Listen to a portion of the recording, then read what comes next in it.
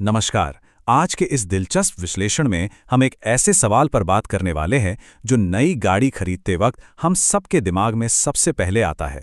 CNG लें या petrol?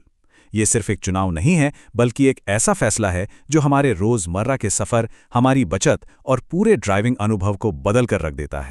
लोग अक्सर इसे एक जंग की तरह देखते हैं, मानो कोई एक अल्टीमेट विनर होने वाला है।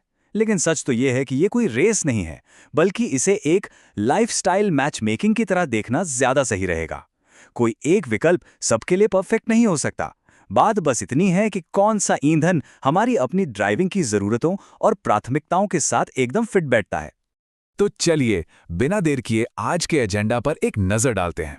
हम शुरू करेंगे द ग्रेट फ्यूल डिबेट से, फिर चलेंगे अंडर द हुड, इसके बाद कॉस्ट और माइलेज, परफॉर्मेंस, सेफ्टी और स्पेस की बात करेंगे, और अंत में पहुंचेंगे फाइनल वर्डिक्ट तक। हमारा पहला सेक्शन है द ग्रेट फ्यूल डिबेट। तो आखिर इन दोनों के बीच का सबसे बुनियादी अंतर क्या है? बेस लाइन क्या कहती है? यहाँ एक सीधा सा ट्रेड ऑफ एकदम साफ दिखाई देता है। एक तरफ सीएनजी है, सस्ती, हाई माइलेज देने वाली और प्रदूषण कम करने वाली, लेकिन पावर के मामले में थोड़ी सी कम। और दूसरी तरफ पेट्रोल है, थोड़ा महंगा और कम माइलेज वाला जरूर है, लेकिन पावर बेजोड़ देता है। कुल मिलाकर ये कॉस्ट एफिशिएंसी और रॉ पावर के बीच का एक सीधा सीधा समझौता है। Section 2, under the hood. अब ये तो हुई बाहर बाहर की बात, लेकिन इंजन के अंदर ये समझौता कैसे काम करता है? चलिए, मैकेनिक्स को थोड़ा आसान भाषा में समझते हैं। सबसे पहले सीएनजी की बात करते हैं। सीएनजी यानी कंप्रेस्ड नेचुरल गैस। असल में ये मुख्य रूप से मीथेन गैस होती है। इसे गाड़ियों में इस्तेमाल करने के लिए बेहद हाई प्रेशर पर सिलेंडरों के अंदर स्टोर किया जाता है। इसके उलट पेट्रोल एक लिक्विड यानी तरल ईंधन है। इसे कच्चे तेल से निकाला जाता है और दशकों से ये हमारे इंजनों के लिए सबसे भरोसेमंद विकल्प बना हुआ है। तो एक हाई प्रेशर गैस है और दूसरा एक ट्रेडिशनल लिक्विड। लेकिन अब यहाँ एक कमाल की बात देखिए। भले ही ये दोनों ईंधन देखने में और अपनी स्टेट में एकदम अलग हैं, लेकिन इंजन के अंदर इनका काम करने का तरीका लगभग एक जैसा ही है। पेट्रोल इंजेक्ट होता है और सीएनजी एक रेगुलेटर से होकर गुजरती है, लेकिन दोनों में ही स्पार्क प्लग इग्निशन करता है और कंबशन से एनर्जी पैदा होती है। मतलब अंडरलाइंग मैकेनिक्स लगभग सेम है। चलिए आगे बढ़ते हैं सेक्शन 3 पर, इकोनॉमिक्स, कॉस्ट और माइलेज। ये वो हिस्सा है जिसका सीधा असर हमारी जेब पर पड़ता है। सीएनजी के नंबर्स यहाँ वाकई इंप्रेसिव हैं। लगभग 25 से 35 किलोमीटर प्रति किलोग्राम। ये जबरदस्त एफिशिएंसी सीएनजी को रोज के लंबे सफर के लिए बेहद पॉकेट फ्रेंडली बना देती है। वहीं अगर हम पेट्रोल की बात करें तो माइलेज 15 से 22 किलोमीटर प्रति लीटर के आसपास आकर रुक जाता है।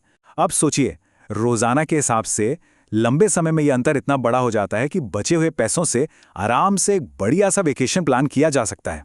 तो क्या सिर्फ पैसे बचाना ही सब कुछ है? हमारा सेक्शन 4 इसी पर है, परफॉर्मेंस एंड प्रैक्टिकलिटी। ड्राइविंग का असली मजा कहाँ है? अगर आपको लंबे और खुले हाईवे पे सरपट गाड़ी दौड़ानी है तो पेट्रोल का हाई पावर, फास्ट एक्सेलरेशन और लंबी रेंज एकदम परफेक्ट फील देती है। सीएनजी में यहीं थोड़ी सी कमी महसूस होती है। पिकअप थोड़ा स्लो होता है और सबसे बड़ी बात, रेंज लिमिटेड होने की वजह से बार बार गैस भरवाने के लिए लंबी लाइनों का सामना करना पड़ सकता है। Section 5, safety, space and maintenance. Engine और ड्राइविंग से थोड़ा बाहर निकलकर देखते हैं कि इन गाड़ियों को असल जिंदगी में मेंटेन करना कैसा होता है। बूट स्पेस की सच्चाई काफी दिलचस्प है। पेट्रोल कार में आपको अपना पूरा सामान रखने के लिए डिग्गी में पूरी जगह मिलती है, लेकिन सीएनजी में भाई वहां तो एक बड़ा सा सिलेंडर पहले से बैठा है। तो अगर सीएनजी कार है तो बड़े बड़े ओवरसाइज्ड सूटकेस ले जाने का ख्याल तो छोड़ ही दीजिए। इंजन की सेहत की बात करें तो यहाँ सीएनजी का इस्तेमाल असल में काफ़ी अच्छा माना जाता है। सीएनजी बेहद क्लीन तरीके से जलती है, तो इंजन अंदर से साफ रहता है और सर्विसिंग की ज़रूरत कम पड़ती है। वहीं पेट्रोल में समय के साथ कार्बन जमा होने के चांसेस ज़्यादा रहते हैं, इसलिए उसे ज़्यादा देखभाल की ज़रूरत होती है। सेफ्टी को लेकर सीएनजी के बारे में कई मिथक फैले हुए हैं, लेकिन सच ये है कि सीएनजी सिलेंडर बहुत ही मजबूत और हाईटेक होते हैं, और गैस अगर कभी लीक भी हो तो मीथेन हवा से हल्की होने के कारण तुरंत उड़ जाती है। जबकि पेट्रोल क्योंकि लिक्विड है तो वो लीक होने पर एक जगह जमा हो सकता है, जिससे आग का खतरा ज्यादा देर तक बना रहता है। और हाँ, पर्यावरण के नजरिए से देखें तो सीएनजी यहाँ एकदम क्लियर विनर है। इससे पोल्यूशन बहुत कम होता है। वहीं पेट्रोल से कार्बन डाइऑक्साइड और दूसरी हानिकारक गैसें ज़्यादा निकलती हैं।